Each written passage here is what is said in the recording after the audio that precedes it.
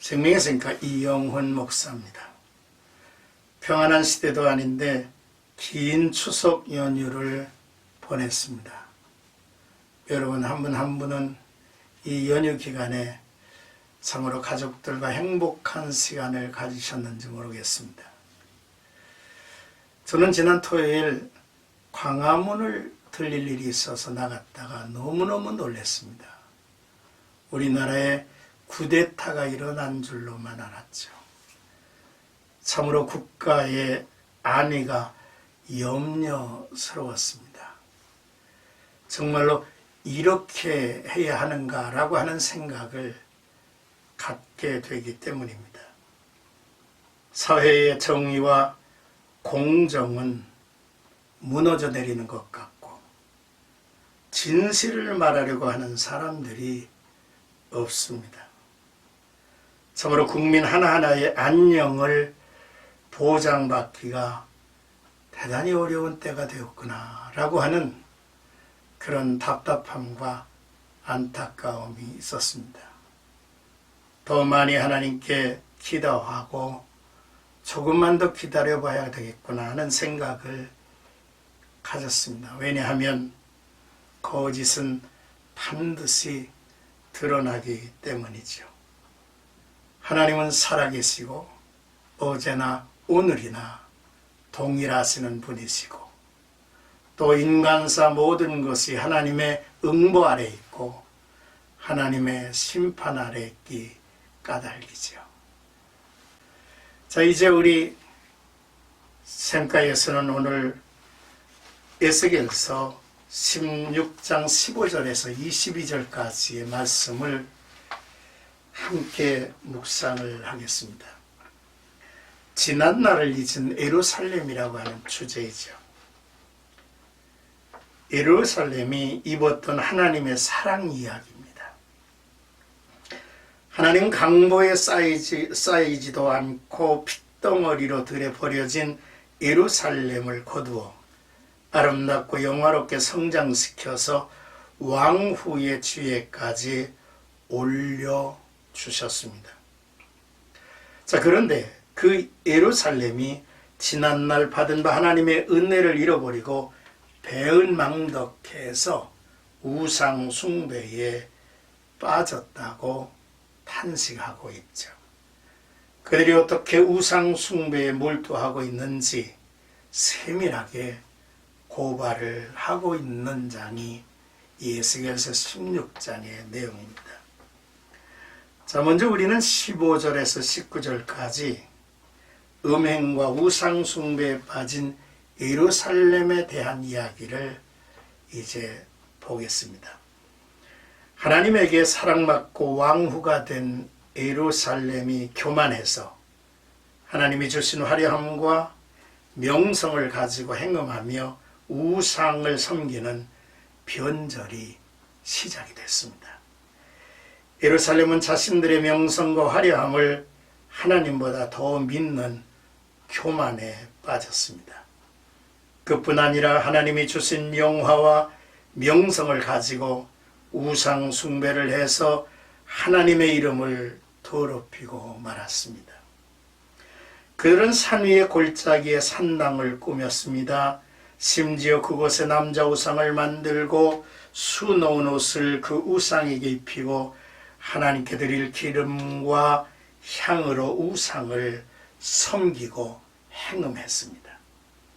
이러한 일은 이스라엘 역사에서 전무후무한 일이었다고 기록하고 있죠. 예루살렘이 얻고 누리고 있는 모든 것은 하나님에게로 왔습니다.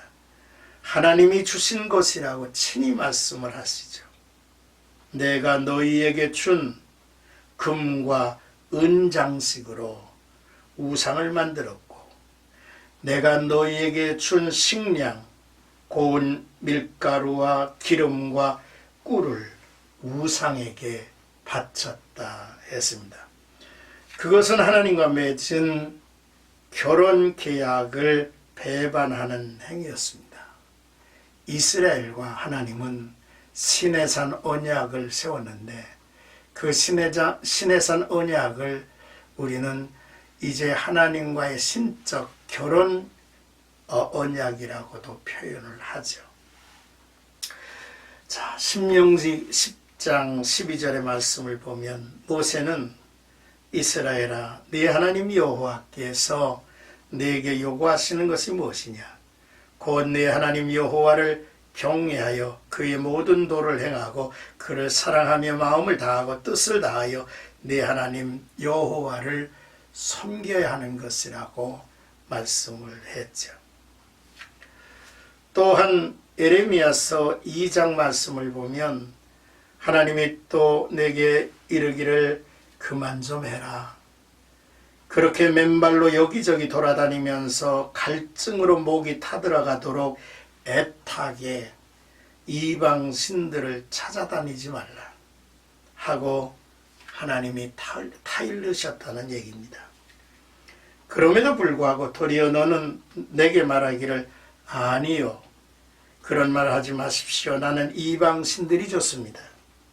나는 그들을 끝까지 따라가겠다고 말했다는 거죠. 이 세상이나 세상에 있는 것들을 사랑치 말라. 누구든지 세상을 사랑하면 아버지의 사랑이 그 속에 있지 아니하니라고 성경은 말씀하고 있습니다. 자, 이제 20절에서 22절까지는 여호와의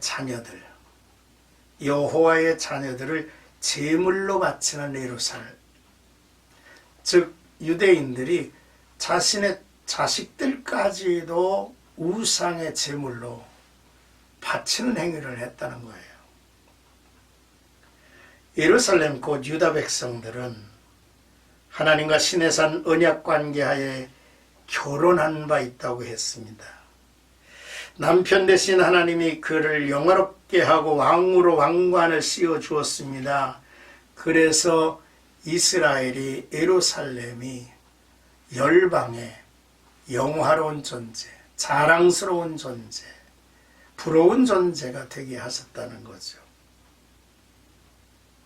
그러므로 그 이스라엘에서 난 자녀들, 후손들은 하나님의 자녀라고 말할 수 있는 거죠. 하나님의 자녀의 축복을 받은 자가 된 것입니다. 왜냐하면 이스라엘과 하나님은 결혼한 언약 관계이기 때문에 그렇다는 거죠. 그러나 이 백성 예루살렘은 우상 숭배를 위해서 그들의 몸과 재물을 드렸고 심지어는 그들의 자녀들까지 우상에 바쳤다는 거죠. 이스라엘 백성들은 아들과 딸들을 몰록신에게 바치기 위해서 불더미 속에 걸어가게 하거나 두 불기둥 사이를 통과하도록 하였을 뿐만 아니라 제물로 삼아서 불살라버리기도 했다는 거예요. 이방 민족의 가증한 우상 숭배 풍습을 그대로 따라한 것입니다. 용서받을 수도 회복할 수도 없는 죄악을 저들은 저지르고 말한 거죠.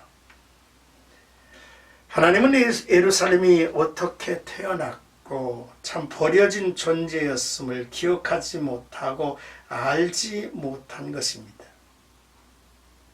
벌거벗은 핏덩어리, 버림받은 아이와 같았던 자신을 하나님이 구원하시고 돌보시고 은혜를 이제 베풀어 주어서 아주 건강한 여인으로, 또한 장성한 여인으로 그렇게 보살펴 주었다는 거예요. 그리고 이 부부 관계인 시내산의 율법, 언약 관계를 맺으셨다는 거죠. 자, 그런데 이러한 은혜를 예루살렘이, 유다가 망각을 한 것입니다.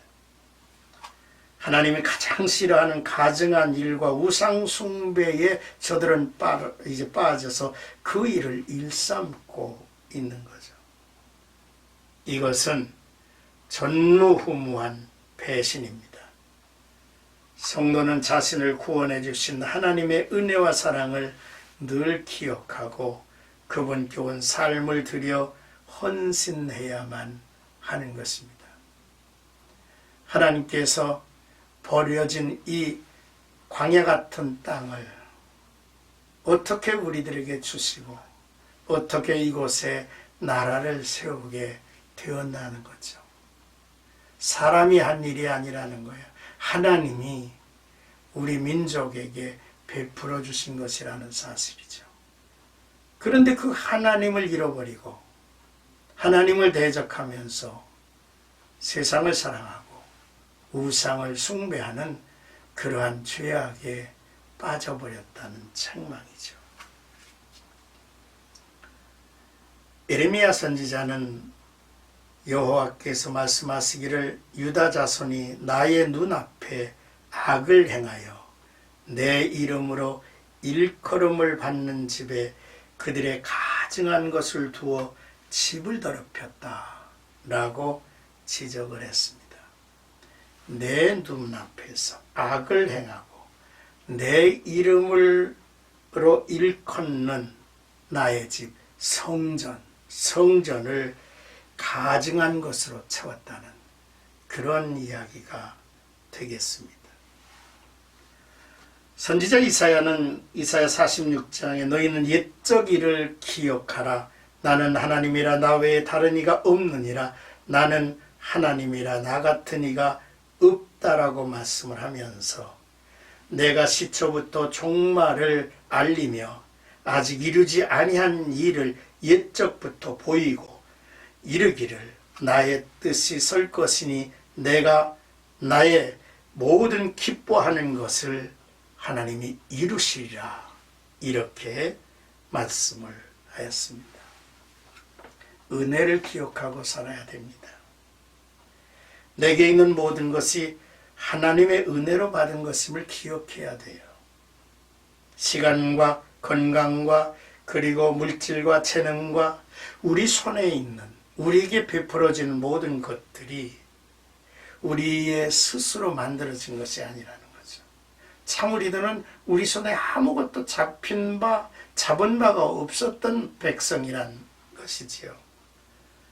그럼에도 불구하고 하나님께서 우리를 감싸주시고 우리를 양육하시고 입혀주시고 이렇게 세상이 부러운 나라로 만들어 주셨다는 것인데 왜 그 하나님을 외면하고 세상 나라와 우상을 섬기며 가겠다는 것이나 왜 그래야 하는가? 이스라엘을 향해서 하나님은 책망하고 계시는 내용이 오늘 본문이죠. 오늘 하루도 나와 여러분들에게 에스겔이라고 하는 이 말씀을 통해서 오늘 이 시대를 비춰가면서 올바른 길, 정도의 길을 두벅두벅 걸어가는 하나님의 백성들이 되기를 주님의 이름으로 축복합니다.